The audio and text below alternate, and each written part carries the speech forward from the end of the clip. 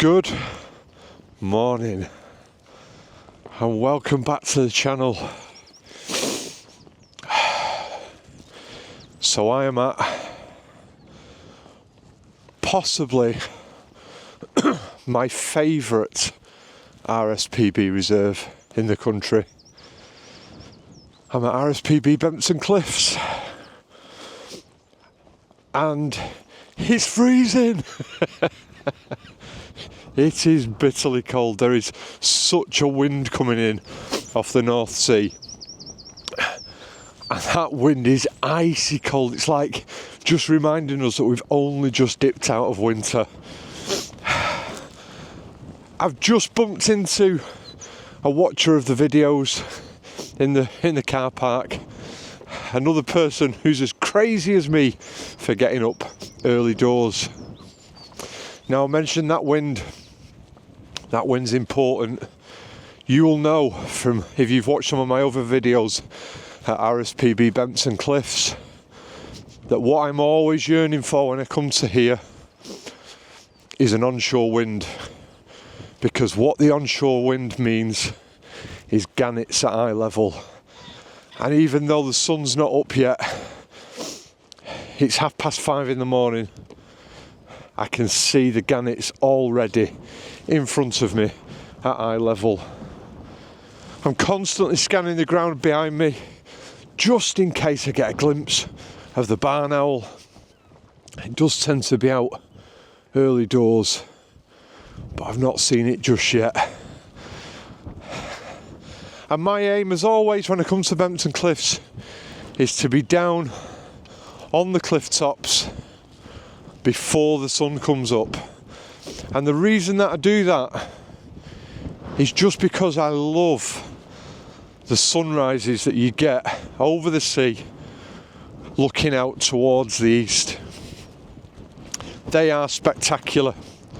And the other thing that's well worth mentioning about the sunrise is that, of course, this cliff is facing east, or the majority of it is. It does kind of weave in and out, and that means that you're going to get the best light on this cliff first thing in the morning. So I encourage you that if you're going to make this trip, and you know, for many of you, you perhaps make this trip just the once, get here for first light. Get here for when the light is at its best. I've had some lovely experiences here in the evening, in the last of the light, and you get some lovely shots. Oh, I thought that was the peregrine then. You get some lovely shots of golden light casting out towards sea. But the light by this stage is behind you, and this morning the light will be in front of you or to the side of you. And I just think that makes a really pleasing light. So if gannets, razorbill, guillemot and maybe puffin are something that interests you, come along for the journey and see what I see.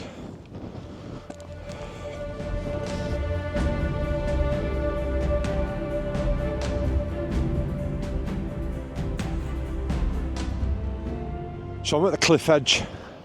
I was kind of hoping for a sunrise, and I think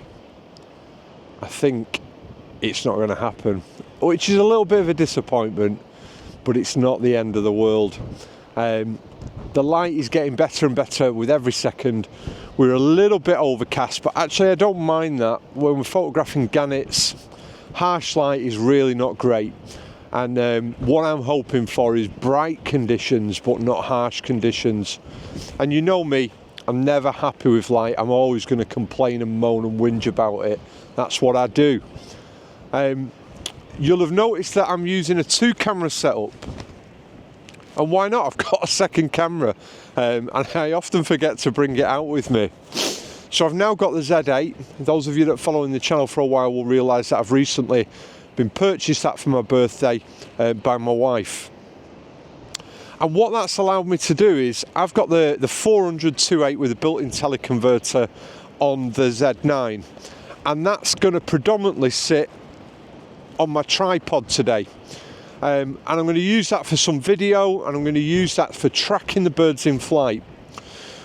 When you get an onshore wind as we've got today, and the gannets are going to be at eye level, sometimes the 400's too much. And so for me, because I don't have the opportunity to switch it up with a zoom, a second camera body with a 70 to 200 on it is just an ideal backup, so that if the 400's too close, I can very quickly pick the Z8 up with a 70 to 200 and I can track these birds at a much shorter focal length.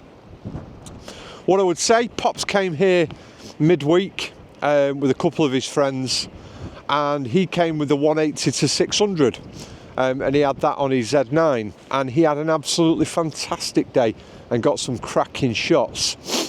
So zoom lenses, particularly that 180 to 600, is probably a really good choice for coming somewhere such as Bempton Cliffs, where the subject is going to be at all different distances from you. So to be able to track it and have that flexibility of a zoom is going to be really, really useful. But I'm going to use the 2 camera setup. I mean, the gannets are just perfect. And I'm looking down the cliff line, and there's a certain point on the cliff tops where I know the gannets come to pull the grass up to line their nests with, and that's probably the area that I'm going to make my way to once we've gone past the point of sunrise. But more than anything, I'm just enjoying it. It is absolutely stunning. Stunning. I love Bempton Cliffs. Bizarrely, I love the smell of guadu as it hits you as you're walking down. Just a really kind of familiar and warming smell. It just reminds me of this place. Whenever I smell it, it's the first place I think of. And happy memories. So I'm going to have a fantastic day. I know I'm here for the weekend, not just for the day. So hopefully I'm going to take in a couple of other locations along the way.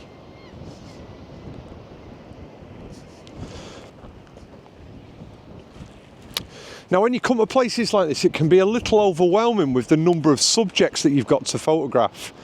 And I've said it before, particularly when you're photographing birds in flight, pick one bird, lock onto it and track it. Don't try and keep moving your camera around trying to find subjects, because you'll really struggle. It's much better to find a subject, lock onto it, track it, and then take your shots when it's getting in the right location.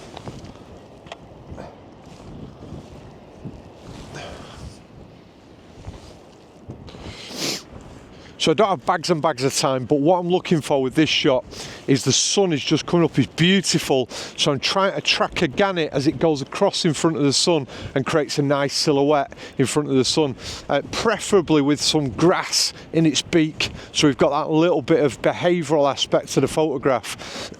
I don't have long though, because it won't be long before that sun's too bright. This one's coming in nice.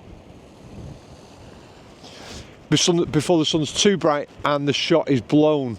But I've had a couple of glimpses where the gannet has gone in the right direction. Oh, it's stunning though, absolutely stunning. I didn't think I was going to get the sunrise, and it is just absolutely spectacular, exploded out the ocean. It's stunning, absolutely stunning. So all the time I'm looking to my right, I'm finding the gannet,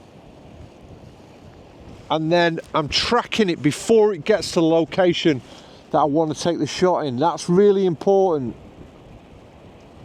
I've got to track it before it gets there, and then I'm hovering the finger over the shutter button, and then just as it starts to hit the golden light, I'm pressing the shutter and hoping that it goes into a space within the sun that is a pleasing photograph. I mean, I've got so many different aspects to this photograph that pulling it off is going to be quite tricky. But you never know. There is a chance. There's a chance.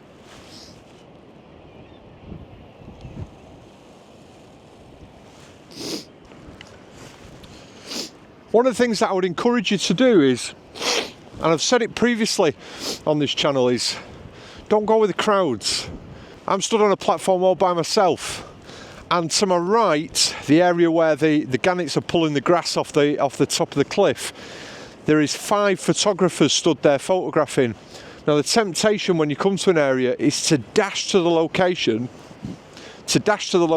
where all the other photographers are. And there is a good chance if you do that you'll get some great photographs. But equally, there is a chance that you'll get the same as everybody else. So, you know, strike your own path, find your own locations,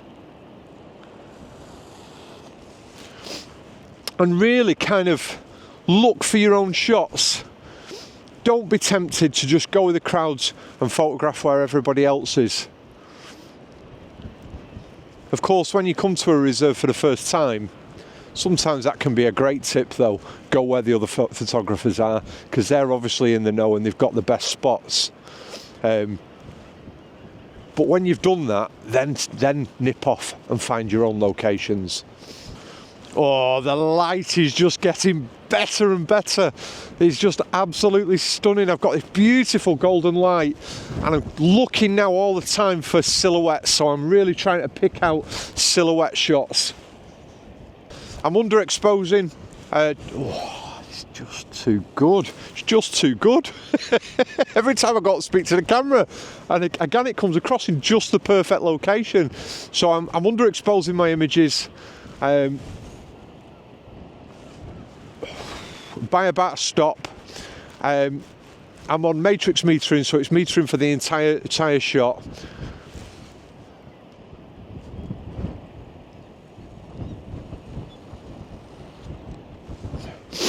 And all the time I'm looking for this kind of window just in front of me in the golden light. The golden light's illuminating the sea all in front of it.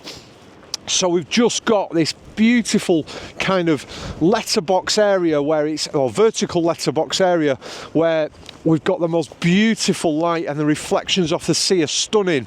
And so I'm hoping to capture the bird just as it passes through that area.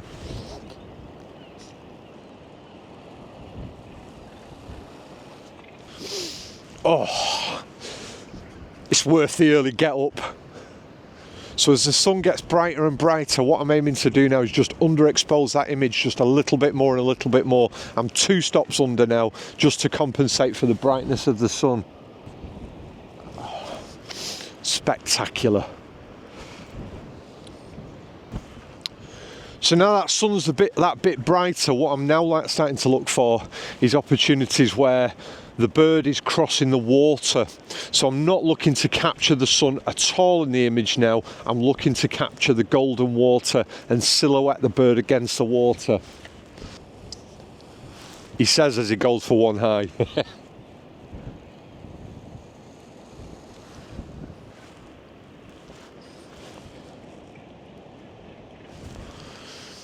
Of course, now I'm silhouetting the bird against the water and not the bright sun. I'm having to decrease my exposure compensation, so I'm back down to a stop.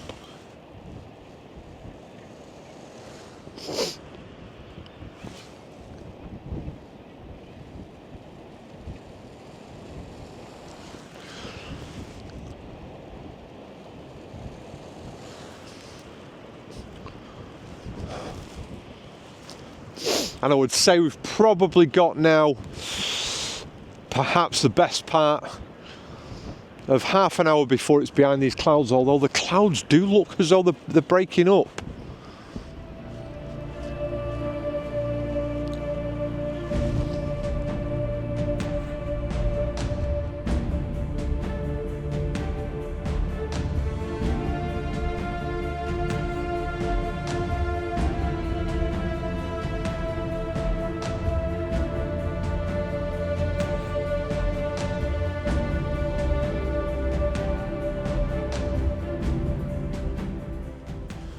So I've come round now to the area where they're pulling the grass off that I showed you previously.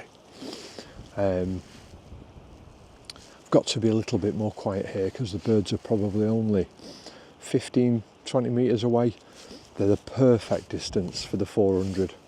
I could go a little closer with the 70-200, but I don't need to because I've got the longer lens. And I've positioned myself along the cliff top, not directly in front of them, but so that the light is directly behind them. And what I'm looking for is I'm still going for these silhouette shots, and I'm still using that light.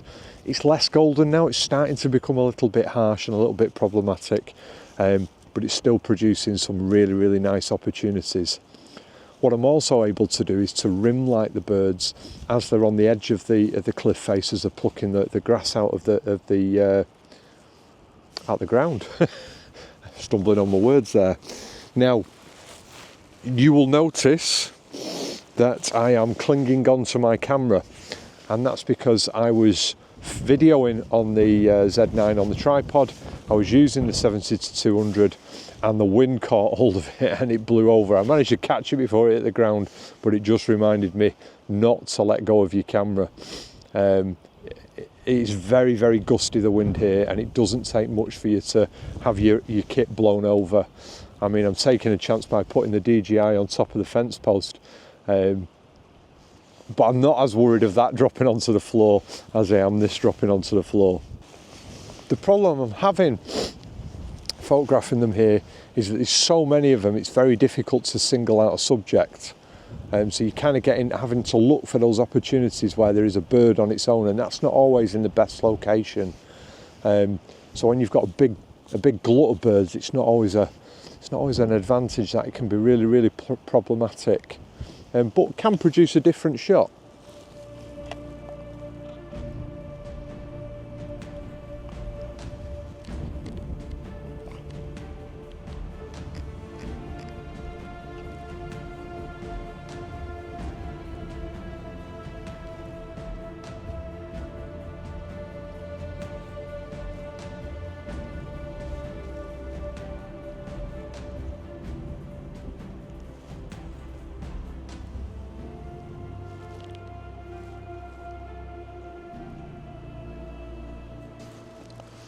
So what I'm trying to achieve now is I'm looking for really tight portraits, and I'm picking out birds that are on their own, isolated, but have got some nice foreground interest, so a little bit of the grass in front of them nicely blurred, and a really clean background. That's quite tricky because there's so many of them and they're coming in kind of waves and all landing at the same time. Safety in numbers. Although I don't believe the gannet have any natural predators in the UK. Oh, that one's beautiful. And then what I'm looking for really is the gannets that have got the most grass in their beaks, because they're the ones that they just look very characterful, and it really emphasises that behaviour that I'm trying to capture within the photograph. So it's just a case of keeping an eye looking, but also trying to find one that's in the right place, such as that one then. And that's really, really key. So patience is going to be an absolute must for this kind of photograph that I'm looking for. So there you have it. I managed to capture the shot I was looking for. Probably didn't have as much grass in its beak as I would have liked. Well, that one did though. But it was isolated and on its own, which is exactly the kind of shot I'm looking for. They're coming in thick and fast though, so it's only a matter of waiting and one will appear in the right position. Now, the other thing that's really worth noting is that when you come into Bempton Cliffs and you've got this lovely onshore wind like we've got today, you're not only going to get them very, very close, but you're going to get them almost hovering in midair. So they're really not flying very, very hard. And it's a really, really fantastic place for beginners to practice birds in flight photography, because you've got a big, big bird. It's white, it's contrasty against its background. Your camera won't struggle to lock onto it, and you're going to get some nice in-flight shots. So if you're just starting out in photography, Bempton Cliffs, Gannets in flight is definitely something you should be trying. You ever get that saying, be careful what you wish for? Well, the wind is that strong now, I daren't put the DJI on the tripod because it just gets blown over straight away. Thankfully it's an onshore wind, so the likelihood is it'll get blown away from the cliff edge, but I'm just not taking that risk. One of the things that I would always encourage you to do as you're moving from platform to platform is keep scanning the sky, keep scanning the cliff tops, and keep scanning below you. You just never know what opportunities are going to present themselves. So I just had a bird of prey flying overhead, took a couple of record shots. I think it's a kestrel. It did look a little bit big for a kestrel. I was hoping it was a peregrine. We do get peregrines on Bempton Cliffs, and I photographed them here in the past. I'll perhaps pop the record shot up. It is literally a record shot. It's nothing to write home about, and you can tell what you think it might be from the photograph. But what's been really nice just now is I've just been photographing a Fulmar, and I love Fulmar.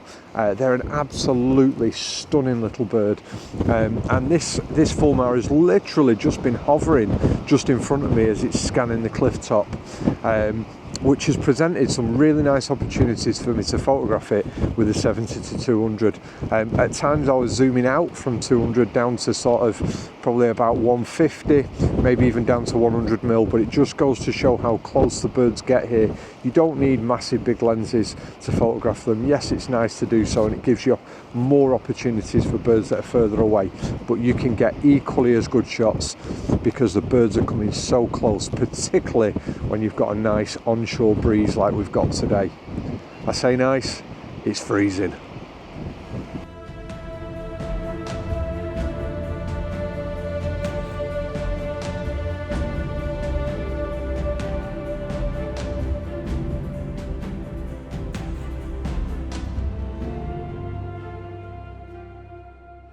One of the things I would always say when you come to Bempton Cliffs that's so important is to keep scanning across the water. We've just got down to the cliff tops from breakfast, and we've just seen a pod of dolphins move through, which was absolutely wonderful. Incredibly difficult to try and track as they're moving through the water, and they're only really just breaching their backs. But all the same, I think I've got a little bit of video footage to show you, but it was absolutely stunning.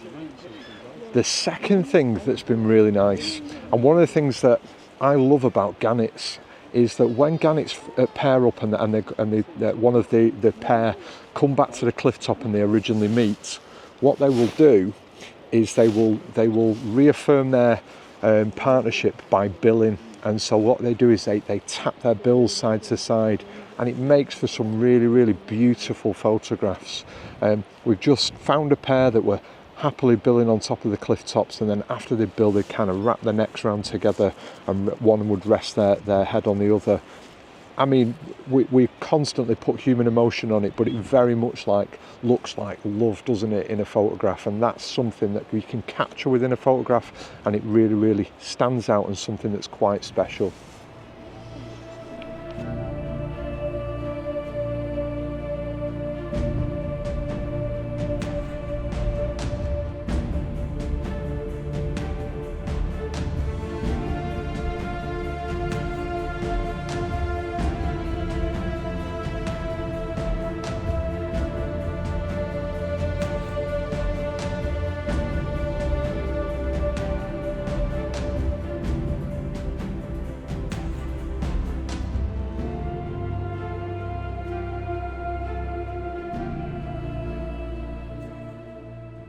So sometimes when you're out on the cliff tops, you bump into some people who are really enthusiastic and mad keen about photography and the wildlife that they're photographing. And I bumped into Harley today. Say hello, Harley. Hello. So Harley is going to be somebody to watch out for in the future. I've just had a look at some of his photographs of the dolphins coming through. They're better than mine, so this kid's definitely going to be a name for the future, maybe even wildlife photographer of the year. So I'm going to bring the video to a close there.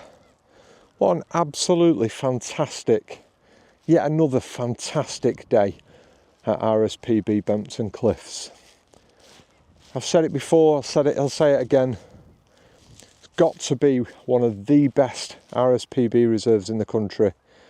And today it has exceeded expectations. When you get the right conditions here, when you get that onshore wind, and you get that stunning sunrise as I did this morning, you get the gannets and other birds at eye level in flight. That's not something you can achieve in many different locations. For most birds in flight, you're either photographing them up in the sky or at the top looking down on them. And here you can get them literally at eye level. And as you saw right at the end there, within touching distance. I've not needed a big lens, you know, for a lot of people who are starting out, coming to a reserve such as this. It's so accessible to be able to get some absolutely fantastic shots. I definitely think that this place is at its best first thing in the morning when the sun's rising and there's very few people on the cliff tops. I definitely think that's the time that people should come and visit. If you've enjoyed this video, like and subscribe please, that would be absolutely fantastic. I really appreciate every single person who clicks that subscribe button. It does wonders for the channel. If you want to show that little bit of extra support, we've got to buy me a coffee.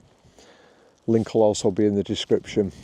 So from the wonderful Bempton Cliffs, the stunning Gannets, until next time, ta-ra.